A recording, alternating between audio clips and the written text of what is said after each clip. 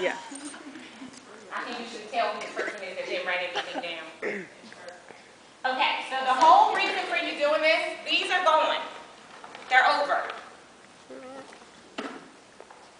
It's not that easy though, right? I can't put your limitations in a box over there and then they're going forever, right? Anybody feel like, whoo, a weight has been lifted off of me? Anybody? No. No, right? So you need some tools and techniques, you need some solutions to be able to get rid of the limitations, to find out what it is that's holding you back, right? That's why I'm here, right? Okay, you gotta talk to me. I feel like, I don't know, crazy because you're not talking to me. Okay, 2 things. And then we're gonna get into some interactive things. First thought for you. What's this? Glass of water, okay. Anybody else have a different perspective? It's half full. It's half full. Did you know you were supposed to say that, or do you really think it's half full? It is half full. Okay, anybody feel like the glass is half empty? It is half empty and it's half full. Okay, and why could it be both? Depends on how you look at it.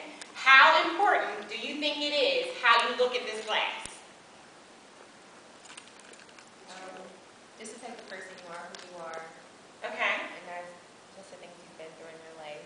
Okay. So the things that we put in that box, that determines how you look at this glass, right? Because if your glass is half empty, then it means that you're a pessimist. And you don't believe that the things you put in that box you can ever get rid of, right? Maybe? Okay. So talk to me about why that would not be the case if my glass is half empty. Why? Why that I would feel like I'm not a pessimist and that I wouldn't be able to get rid of the obstacles. I guess if you do look at it as being half empty, it is a sort of, you looking at it, you can never get past something in life, but people grow. Okay. You just have to overcome things. Very good. Let's give her a round of applause. I don't know if she started talking because I was like staring at her like, say something. But no, seriously, she's exactly right. My glass used to be half empty because I let the world, everything happen to me. I was sexually abused as a child. You guys can say all. No, it doesn't matter because it's over. But for a long time, it held me back from the things that I wanted to do in my life. My mom went to jail when I was 8. I was having a birthday party, and me and all my little friends were there, and the police walked in and raided the home and took my mom to jail. That's sad, right? It held me back. I had abandonment issues. I went to live with my father. That's good that he took custody of us, right? Well, my stepmother was the Wicked Witch of the West. She didn't want us there, and she said it all the time. I wish you guys weren't here. I don't understand why when I met him, it couldn't just stay like it was. She wanted to marry him, and she didn't want to marry all of his baggage. You know, and some of us, if we're lucky, we might have a carry-on, but most of us have like that fully extendable bag, you know what I mean? So we've got to get to a point where we can get rid of our baggage. And my dad had a fully extendable bag, but she didn't want that. She wanted for it to be less. So what do you think that did to me? Made you feel not wanted. It made me feel not wanted. What else? It made my glass half empty. That doesn't count because I told you that. So give me something. Come on, how would you feel? You couldn't feel at home. I couldn't feel at home. Very good. Okay.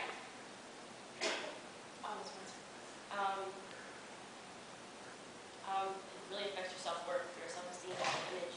Very important. It affects your self-esteem, self-worth, self-image. Anything else?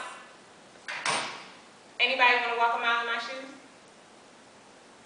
No, right? You wouldn't wish that on your worst enemy, right? So how is it that I'm standing in front of you and I'm cute? And I don't look like the world is going, I am cute. Okay, I was just making sure. Because we're not on the same page now. I'm joking. But seriously, you know, how does somebody get over that? Well, let me tell you what I did. I got to my breaking point when I said enough is enough. You have people, and you probably all know someone who everything they do is because of what somebody else did. So as an example, you know, you're talking to them on the phone and they get really frustrated and so they hang up on you. And then when they finally call you back, they're like, well, it's because when I was a child, my parents told me, da-da-da-da-da. Or there's always an excuse. They never want to own up to everything. And that used to be me for a long time. I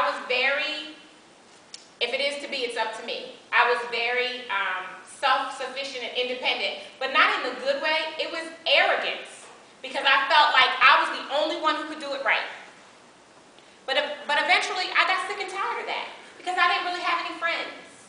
I didn't have anybody that I could call on the phone when I was having a bad moment and cry, because I had isolated everyone, because I believed that when people loved me, they did bad things to me. And they messed with my self-esteem, my self-worth, and my self-confidence. So why in the world would I want to have those people around me, right? So I got rid of all of them. But then I woke up one day and I realized that that is not what life is all about. That life is about putting yourself in a position where you can truly learn from and you can encourage other people. But it did not happen overnight. But what I did is I defined those 4 words that I shared with you. Passion, abundance, confidence, and expectation. Because what I wanted to have more than anything was the ability to impact people and to make a difference. I wanted to be somebody. Anybody want to be somebody? Oh, good. You guys all want to be somebody. That's great. You know, if you go to Wilmington, it says, welcome to the place where you can be somebody, right? You guys are not, you're not laughing at my jokes. You're not talking back to me. I tell you, you're a tough crowd. No, seriously, I decided that I wanted to do something different with my life. So I had to figure it out. And it was almost as if it was that glass on the table that it hit me that life is about 4 things. It's about finding your passion, because that leads you to your purpose. It's about recognizing abundance and how important it is to your life that your glass be half full. Because sure, you can walk around every single day and be mad at the world and pissed off and got an attitude and all of that, right? But is that fun? No? You don't have fun when you do that? I used to have a blast, no, I'm joking.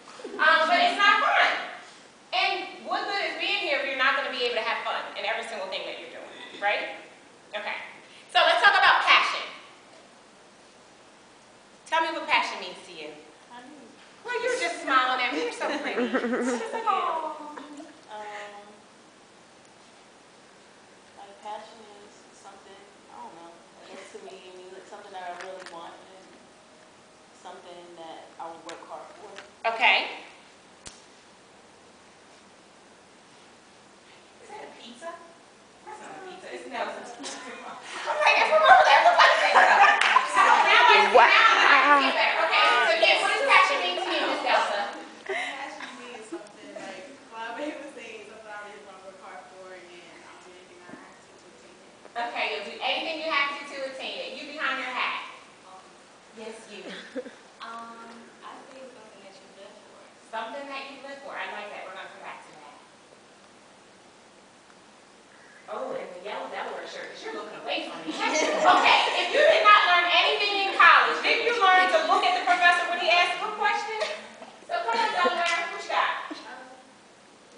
Passion is just something that, you dream about it, you breathe it, you think about it. Everything that you do is for that thing. Okay. Who knows their passion? You did know it? Okay, we'll talk about that in a second. Okay, raise your hands again if you know your passion. Okay, come up here and make a circle on the floor. Thank you for volunteering. There you go.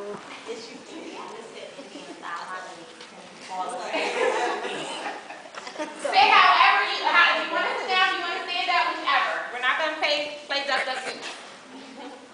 All right. So, who wants to share their passion? Yes. Okay, share your passion. My heart desire,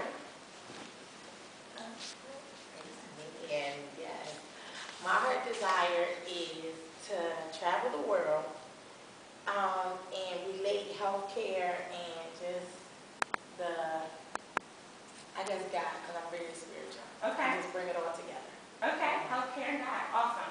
Who else wants to share their passion? I'm picking on you because you're cute too. So, share. Ministry and health disparities. Dentistry and